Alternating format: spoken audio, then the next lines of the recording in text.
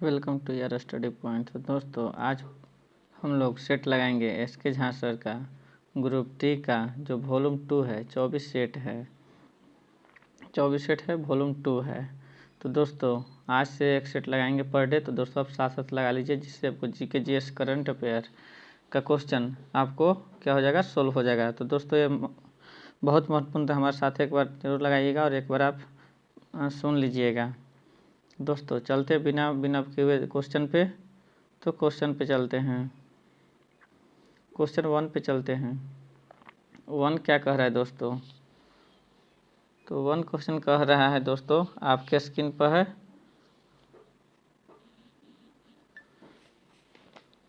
सत्रह में भारत के पहले गवर्नर जनरल वेंस हेस्टी को मुस्लिम कानून के अध्यक्ष और शिक्षक के रूप में मदरसा की स्थापना की। तो कहाँ में की? कोलकाता में की। 1771 में भारत के पहले गवर्नर जनरल वेंस हेस्टी ने मुस्लिम कानून का अध्ययन कर एक प्रशिक्षण कोलकाता में क्या स्थापना की। नेक्स्ट क्वेश्चन पे चलते हैं, क्वेश्चन नंबर 2 पे चलते हैं। दास वंश की शुरुआत भारत में किसने की थी? दास वंश की शुरुआत भारत में किसने की थी? तो किसने की थी दोस्तों? तो कुतुबुद्दीन ऐबक ने की थी। किसने की थी दोस्तों? तो कुतुबुद्दीन ऐबक ने की थी। गुलाम वंश की स्थापना 1206 ईस्वी में हुआ था, कुतुबुद्दीन ऐबक के द्वारा हुआ था। क्वेश्चन नंबर 3 पे चलते हैं। 3 क्या कर रहा है दोस्तों? किस मुगल शासक ने दीन इलाही की शुरू की थी? तो अकबर ने। ऑप्शन नंबर बी आपका आंसर हो जाएगा। अकबर ने क्या की थी? दीन इलाही की शुरू की थी। कितना में? 1582 ईस्वी में दीन इलाही का शुरू किया था। नेक्स्ट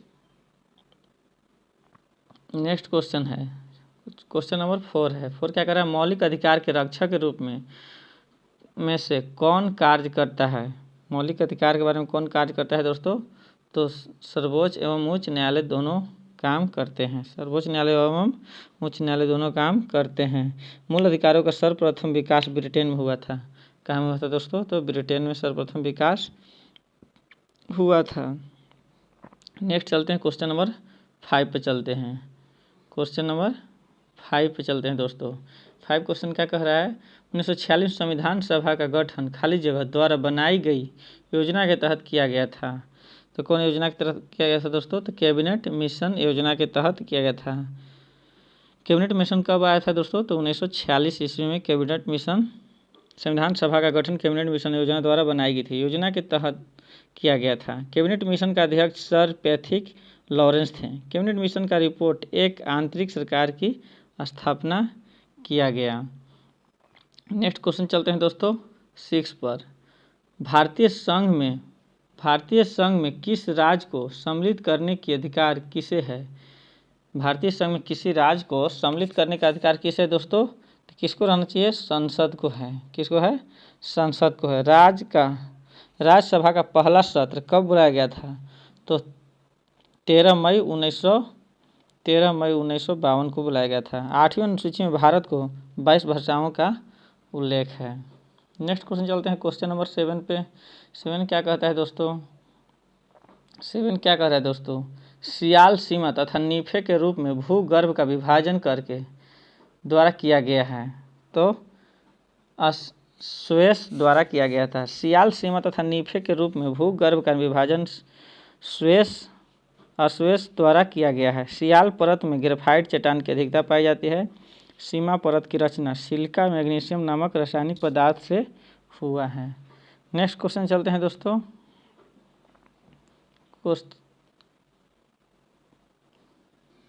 नेक्स्ट क्वेश्चन चलते हैं, क्वेश्चन नंबर 8 पे चलते हैं दोस्तों।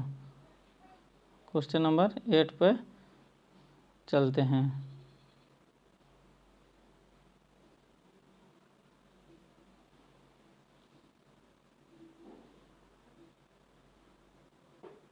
क्वेश्चन नंबर 8 पे चलते हैं दोस्तों। 8 क्या कह रहा है? ध्रुवों की तरह जाने वाली अक्षांश रेखा को व्यास की प्रकृति कैसी होती है? तो व्यास की प्रकृति कैसी दोस्ती हो? तो यह घट जाती है। ध्रुवों की तरफ जाने पर अक्षांश रेखाओं की व्यास की प्रकृति घट जाती है। 2 क्रमागत अक्षांश रेखाओं के बीच की लंबाई 111 किलोमीटर होती है। यह अक्षांश रेखा ग्लोब पर पूर्व पश्चिम दिशा में खींची गई होती है। नेक्स्ट क्वेश्चन पे चलते हैं दोस्तों, क्वेश्चन नंबर 9 पे चलते हैं। क्वेश्चन नंबर 9 क्या है दोस्तों, नीलगिरी और अन्नामलाई पहाड़ियों के बीच स्थित दर्रा कौन है? तो कौन है दोस्तों? ऑप्शन नंबर बी हो जाएगा, पाल घाट हो जाएगा। पाल घाट केरल राज्य में नीलगिरी और अन्नामलाई पहाड़ियों के बीच स्थित है। थाल घाट, जो थाल घाट है दोस्तों, ये थाल घाट महाराष्ट्र पश्चिम घाट में स्थित है। यहाँ से दिल्ली मुंबई सड़क मार्ग गुजरता है। भोर घाट, जो भोर घाट है दोस्तों, वो महाराष्ट्र पश्चिम घाट में स्थित है, पुणे और बेलगांव मार्ग से गुजरता है। क्वेश्चन नंबर 10 पे चलते हैं। सरदार सरोवर बांध स्थित है। सरदार सरोवर बांध स्थित है तो गुजरात में स्थित है। कहाँ है दोस्तों? गुजरात में। हीरा कुंड बांध कहाँ पे है दोस्तों? तो हीरा कुंड बांध उड़ीसा में है। हीरा कुंड बांध उड़ीसा में। भाखड़ा नागल बांध कहाँ है दोस्तों? तो पंजाब में है। टिहरी बांध कहाँ है दोस्तों? तो उत्तराखंड में है। नेक्स्ट क्वेश्चन चलते हैं क्वेश्चन नंबर 11 पर। विश्व अर्थव्यवस्था के साथ किस देश की अर्थव्यवस्था की एकीकरण को कहा जाता है? तो डी, वैश्वीकरण। वैश्वीकरण, विश्व अर्थव्यवस्था के साथ किसी देश की अर्थव्यवस्था के एकीकरण को वैश्विक कहा जाता है। वैश्वीकरण का अर्थ होता है भारतीय अर्थव्यवस्था को विश्व की अर्थव्यवस्था से जोड़ना। और उदारीकरण क्या होता है? आर्थिक क्रियाओं से राज्य नियंत्रण में कमी को उदारीकरण कहते हैं। क्वेश्चन नंबर 12 पर आते हैं हम लोग। क्वेश्चन नंबर 12 क्या कह रहा है दोस्तों? क्वेश्चन नंबर 12 पर चलते हैं। भारत की राष्ट्रीय आय में सर्वाधिक योगदान किसका है दोस्तों? तो विनिर्माण क्षेत्र का है। सबसे ज़्यादा किसका है दोस्तों? तो विनिर्माण क्षेत्र का है। भारत में राष्ट्रीय आय सर्वाधिक योगदान विनिर्माण क्षेत्र का है। सभी विकसित देशों का आय में कृषि का योगदान बहुत ही कम होता है। भारत का सकल घरेलू उत्पाद में प्राथमिक क्षेत्र का योगदान 19.83% है। क्वेश्चन नंबर 13 पर चलते हैं। विद्युत आवेश का एसआई मात्रक क्या है? विद्युत आवेश का एसआई मात्रक क्या होता है दोस्तों? तो कूलम होता है। क्या होता है? कूलम होता है। नेक्स्ट क्वेश्चन चलते हैं क्वेश्चन नंबर 14 पर चलते हैं। 2000 ग्राम पानी के तापमान 10 से 50 सेंटीग्रेड तक बढ़ाने के लिए आवश्यक ऊष्मा की मात्रा कितनी होती है? तो आवश्यक ऊष्मा की मात्रा क्या हो जाएगा दोस्तों? तो क्यू बराबर होता है आपको एम.एस. Theta delta T. तो हो जाएगा 2000 गुने 1 गुने आपको 40, तो बराबर कितना हो जाएगा दोस्तों? तो 80,000 किलो कैलोरी हो जाएगा। आपका ऑप्शन हो जाएगा ऑप्शन नंबर ए हो जाएगा, 80,000 कैलोरी हो जाएगा। नेक्स्ट क्वेश्चन है क्वेश्चन नंबर 15। किसी वस्तु पर लगने वाला समर्थ को क्या कहते हैं? समर्थ को क्या कहते हैं दोस्तों? तो आपके सामने ऑप्शन है, ऑप्शन नंबर ए ऊर्जा, तो ऊर्जा होगा। नेक्स्ट क्वेश्चन चलते हैं क्वेश्चन नंबर 16 पर। किसी वस्तु का संवेग खाली जगह किस पर निर्भर करता है? किसी वस्तु का संवेग किस पर निर्भर करता है? तो वस्तु के द्रव्यमान और वेग दोनों पर निर्भर करता है। नेक्स्ट क्वेश्चन चलते हैं क्वेश्चन नंबर 70 पर चलते हैं।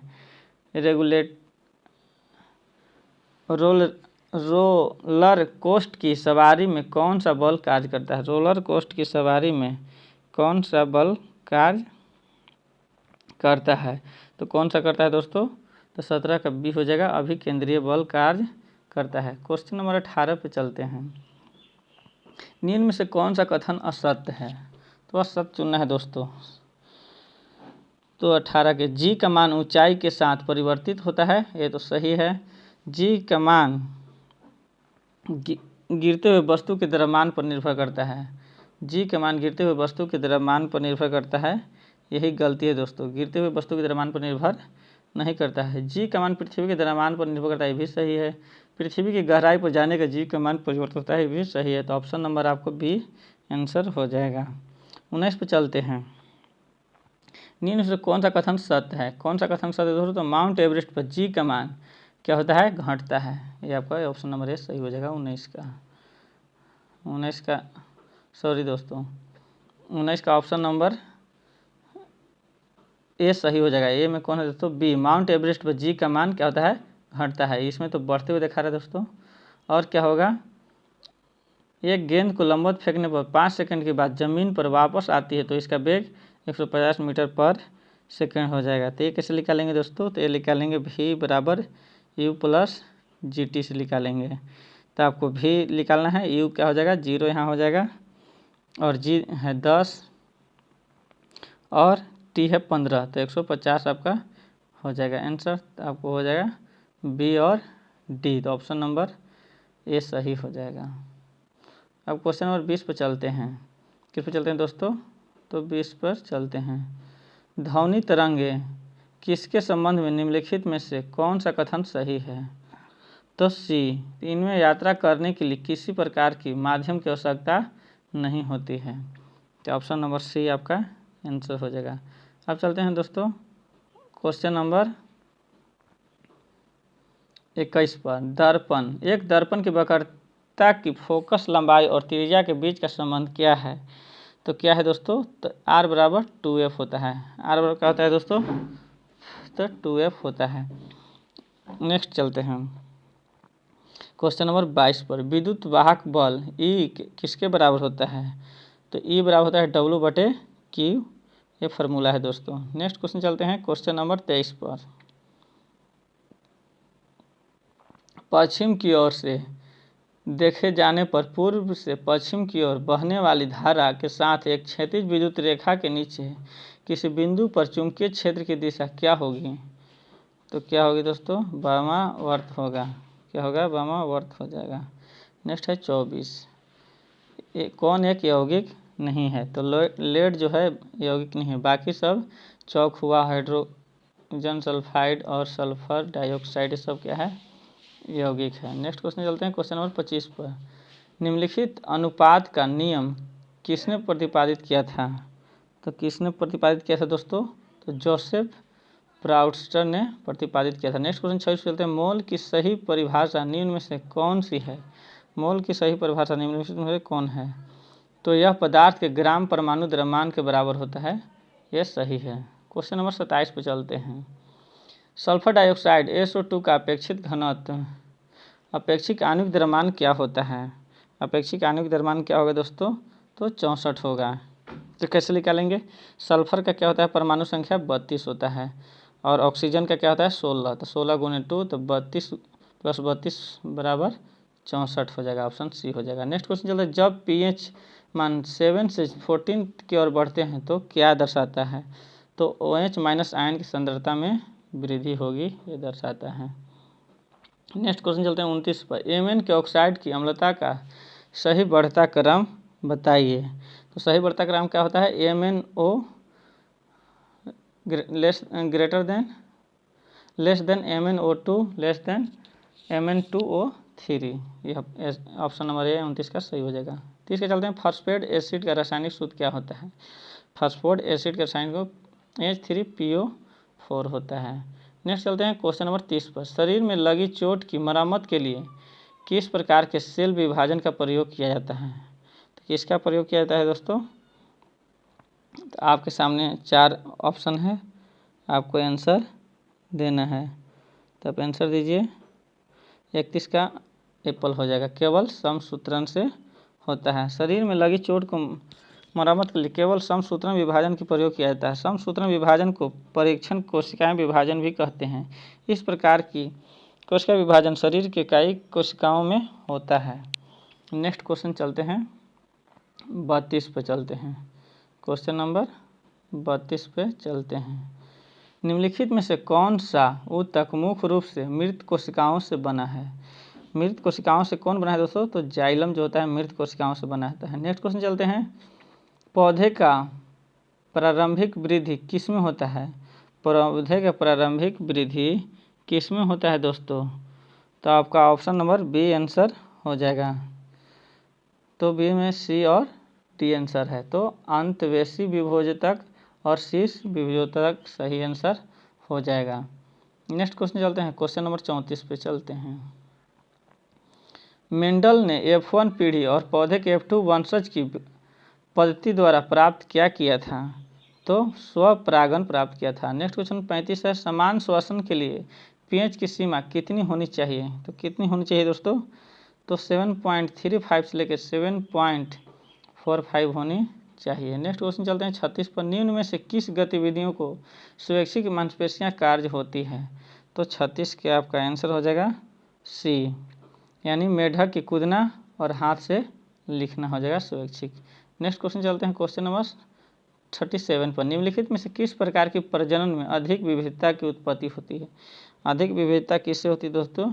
तो लैंगिक से अधिक विविधता होती है। नेक्स्ट क्वेश्चन 38 पर चलते हैं, एशियाई संरक्षित क्षेत्रीय भागीदारी APAP का सह अध्ययन किससे चुना गया है?